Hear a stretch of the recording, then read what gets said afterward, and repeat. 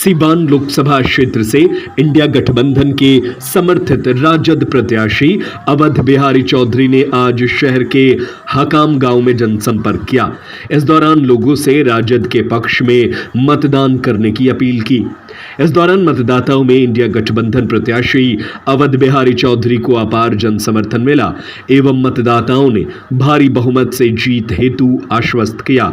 कार्यक्रम स्थल पर महिलाएं, बुजुर्ग और युवा सहित भारी संख्या में लोग मौजूद रहे।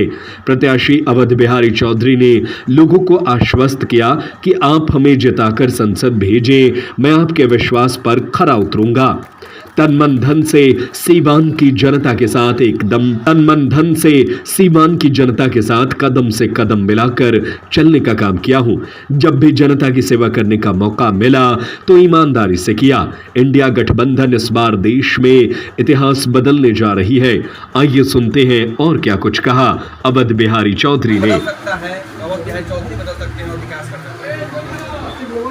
हम लोगों ने कहा था सीवान के माहौल को बदलने के लिए अवध बिहारी चौधरी को आप लोग मदद कीजिए। और ये अनुभवी आदमी हैं, हम नए आदमी हैं। ये दिल्ली में पार्लियामेंट में सवाल उठाएंगे, हम बिहार में सवाल उठाएंगे समस्याओं का। ये बड़ालिया के बीच में तेजस्वी जी ने कहा है कि 1 करोड़ नौकरी देंगे महिलाओं को, 1-1 लाख रुपए हर साल। पूरा हो पाएगा? ये हम लोग के मैनिफेस्टो में इंडिया जो है महागठबंधन है, उसने मैनिफेस्टो में अपना जो निकाला डिक्लेरेशन किया है कि प्रति वर्ष पढ़े लिखे नौजवानों को परमानेंट 1 करोड़ नौकरी दी जाए, उन्होंने कहा। और बिहार में 17 महीना में 5 लाख से ज़्यादा नौकरी देकर निकला दिया है कि नौकरी कमाने तेजस्वी जाते। अपार जन समर्थन है, लगता है कि लड़ाई अब कहीं रह गई है, इसलिए एक तरफा आपकी जीत देखी जा रही है।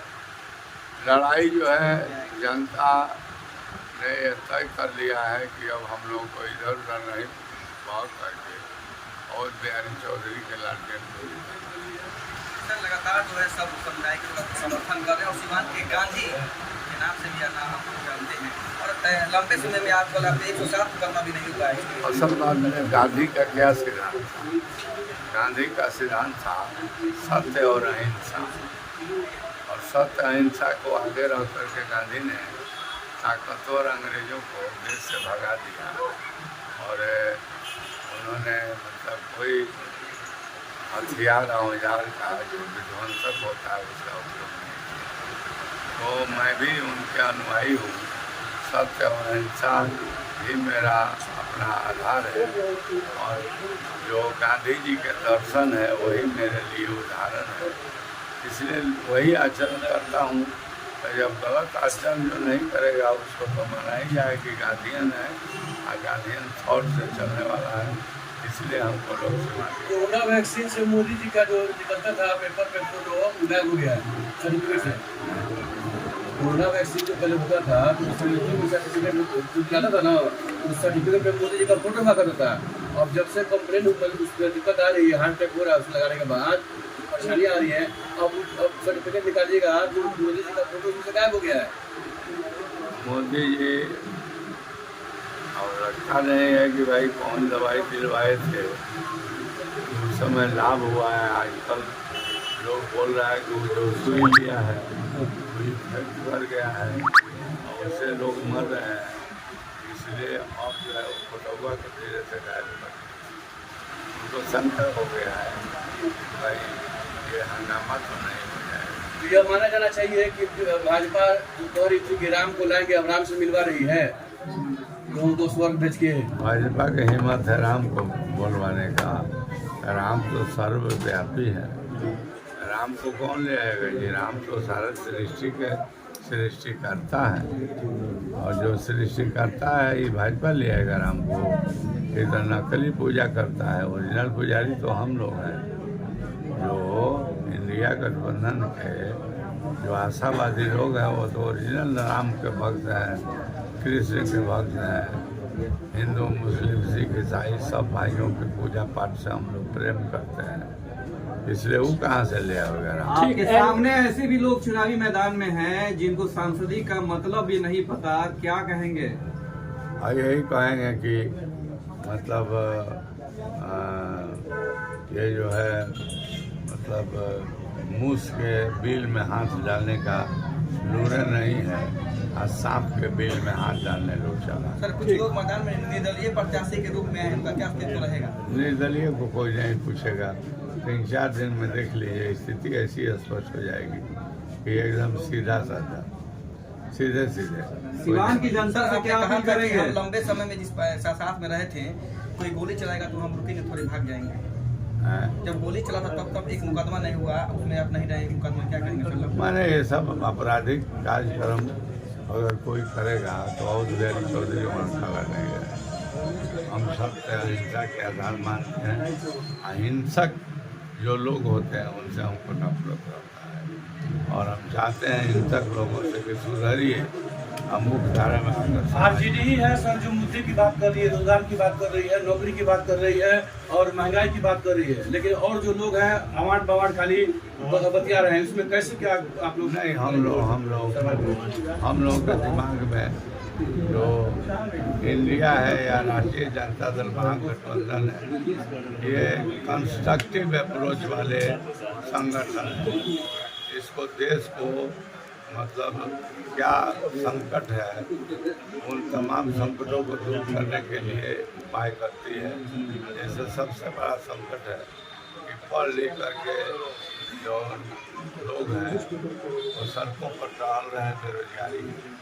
तो जो राष्ट्रीय जनता दल महागठबंधन का कहना है कि भाई ये बड़ा भारी संकट है, पढ़ लिख करके आदमी को नौकरी नहीं दीजिएगा ना तो रास्ता बदल देगा, खतरनाक रास्ता। इसलिए हम लोगों ने यह सोचा है, अब पार्टी सोची है कि नौकरी पर ज़्यादा हम लोग ध्यान दें, और नौकरी देश में है, आज ज़रूरत है। जब प्राइवेट वाला कॉन्ट्रैक्ट पर आप रखते हैं, प्रमाणित करते हैं कि हमको फाइनेंस की ज़रूरत है, तो परमानेंट भी बहाली करें। ठीक है, एनडीए के नेता अपील कर दीजिए। पूरे सिवान के जनता से अपील करते हैं कि सब लोग अब कहाँ हैं, अब आइए और हमको मदद कीजिए। सिवान के विकास के लिए हम विकास करेंगे और सब लोगों को लेकर चलेंगे, आपसी भाईचारा मजबूत करेंगे और सिवान के समस्याओं को पुरजोर तरीके से पाने में। ठीक है, धन्यवाद। तेजस्वी जी दिख रहे हैं, आप क्या कहेंगे? राजद के वरीय नेता हैं। देखिए, हम तो नेता नहीं हैं, हम तो सपोर्टर हैं जी। व्यक्तिगत रिलेशन है और न कभी भविष्य में मुझे नेता बनना है। मैंने अपने प्रत्याशी के आचरण, उनका व्यक्तित्व को लेकर के मैं उनका मूल्य हूँ, मैं उनका सम्मान करता हूँ और पिता तुल्य मेरा है। और ये नहीं है कि हम पिता किसी को मान लेंगे, उस योग्य होंगे तो पिता हम मानेंगे। मेरी अपनी समझ है, अगर सीवान की जनता को प्यार अगर स्नेह कोई देगा तो माननीय श्री अवध बिहारी चौधरी देगा। अदर लोग जो कैंडिडेट हैं, आप लोग स्वतंत्र पत्रकार होते हैं, आप लोग अपने स्तर से ही चूज कर लें कि आप भी इसी जिला के रहने वाले हैं, आपका समस्या को सदन में कौन बेहतरीन ढंग से रख सकेगा जो कि आपका जिला का विकास हो सके, आपकी समस्याओं को वो रख सके, या कि हम हैं और हमारी बीबी लड़ेगी तो बीबी जाएगी, बीबी को जिता के जनता भेजेगी तो बीबी संसद में बोलेगी या कि हम बोलेंगे? बीबी बोलेगी। बीबी बोलेगी। तो ये यहाँ की जनता के लोग सोचना है कि भाई मुझे क्या चाहिए, मुझे दलगत होके जिताना है कि व्यक्ति विशेष को जिताना है कि अच्छे लोगों को जिताना है, हम किसी को कुछ कह नहीं पाते। यहाँ तो ऐसे भी लोग मैदान में हैं जिनको सांसदी का ठीक से मतलब भी नहीं पता है, आखिर जनता उन्हें क्यों चुने? मैंने तो यही बात रखा ना, लेकिन जनता तो स्वतंत्र है, जनता किसको चुनती है वो उनके विवेक के ऊपर, उनके सोच के ऊपर डिपेंड है। मैं तो अपने सोच के मुताबिक मैं जनता से अपील करूंगा कि भाई आप स्वच्छ छवि अच्छे लोगों को, अनुभवी लोगों को जिता करके भेजे कि जो आपका समस्या को यहाँ से सांसद आपको भी लगता है कि संविधान वाकई खतरे में है? बिल्कुल खतरे में है, बिल्कुल संविधान खतरे में है। किसी चीज़ का कोई माने मीनिंग नहीं है। आप देख ही रहे हैं, आचार संहिता जो है वो भी पालन करने में विपक्ष के लोगों को ही प्रभावित कर रहा है, पक्ष के लोगों को कोई प्रभावित नहीं कर रहा है। खुल्लम खुल्ला छूट है, एकदम खुल्लम खुल्ला छूट है। हम लोग तो आप अपना ईमानदारी के ऊपर अपने लोगों से अपील करते हैं कि भाई आप लोग ना सवाल ये है बढ़िया तरह सर से- कि जो वैक्सीन लगा था उसमें जो कंपनी वैक्सीन बनाने वाली थी उसने माना है कि इसमें क्लॉटिंग हो रहा है ब्लड का, जिसकी वजह से हार्ट अटैक हो रहा है, लोग मर रहे हैं। इसको लेकर क्या कहेंगे आप? देखिए, ये तो डॉक्टर लोगों की बात है, इस पर तो हम बहुत कुछ नहीं जा सकते हैं, उतना हमको अनुभव भी नहीं है। लेकिन अगर हम आपको करते हैं तो मेरा फिगर क्यों रहेगा? हम जब वैक्सीन दिलवाए उस समय तो वाहवाही लिया गया। आज उस फिगर को आप सर्टिफिकेट निकाल रहे थे, उसमें से उसमें से आज उनका फिगर आ रहा था। हाँ। अगर हम किसी को मदद किए और उसको बाजार में छिड़ते रहे कि हमने फलाने को मदद किया, फलाने को मदद किया, तो मदद करना बेकार है। मेरी अपनी समझ है। आज के डेट में वो सर्टिफिकेट निकालिए तो वो फिगर गायब है। कहाँ वो फिगर चला गया भाई? ये कौन सी न्याय है भाई? आप प्रधानमंत्री हैं, प्रधानमंत्री देश का सबका होते हैं, पक्ष विपक्ष छोटे बड़े सबके लिए होते हैं। वो एक ऐसा पोस्ट है, मुख्यमंत्री का जो पोस्ट होता है, राज्यपाल का जो पोस्ट होता है, डीएम का जो पोस्ट होता है, ये निष्पक्ष पोस्ट होती सिवान है। के गांधी लंबे समय से राजनीतिक में हैं, उनका एक तक मुकदमा तक नहीं हुआ, उनका छवि हमेशा साफ रहा है। इसीलिए यही आदर्शों को मान करके मैं उनको अपना कई पिता गुट में माना। रहे हैं, वैसे गुट में भी रहे हैं, लड़ाई कहीं मानते हैं बहुत मुन्ना गुट जी में आप? रहे हैं। देखिए, ये लड़ाई जनता समझेगी। ये नेता लोग झूठ साँच बोलता है, हमको किसी से लड़ाई नहीं है, उनको किसी से लड़ाई नहीं है, ये मैं नहीं मानता हूँ। मैं मानता हूँ कि जनता अपना चूज करे कि मुझे किस प्रत्याशी को भेजना है। सिवान की सम्मानी जनता से क्या अपील करेंगे? मैं अपील करूंगा कि आप अपना वोट सोच समझ के दें कि जो आपका समस्या को दिल्ली तक बेहतरीन ढंग से रखें और आपका मान सम्मान करें, आपको एक गिलास पानी दें, आपको अच्छे से बात करें, आपको सम्मान दें, आपके दुख सुख में पहुंचें। हमारा नेता तो हर समय आप देखे होंगे कि बिहार विधानसभा का पद मिला था थोड़े ही दिन के लिए, लेकिन किसके यहाँ छठियार तक भी आमंत्रित किया गया है तो वो छठियार में भी पहुंचे हैं। वो यहाँ के लिए बिहार विधानसभा अध्यक्ष पद को नहीं मानते थे, वो मानते थे कि हमारी जनता है और मैं यहाँ का सदर विधायक हूँ। उस सम्मान से लोगों को बीच जाते थे और आते रहेंगे, जाते रहेंगे। जिस समय उनकी पावर नहीं थी उस समय भी अपनी जनता के बीच रहे हैं और हर समय रहे हैं। शनिवार को छुट्टी होता है, शनिवार को अपने जनता के बीच पहुंचते हैं, संडे को शाम में फिर जाते हैं। विधानसभा चलती थी तो जाते थे।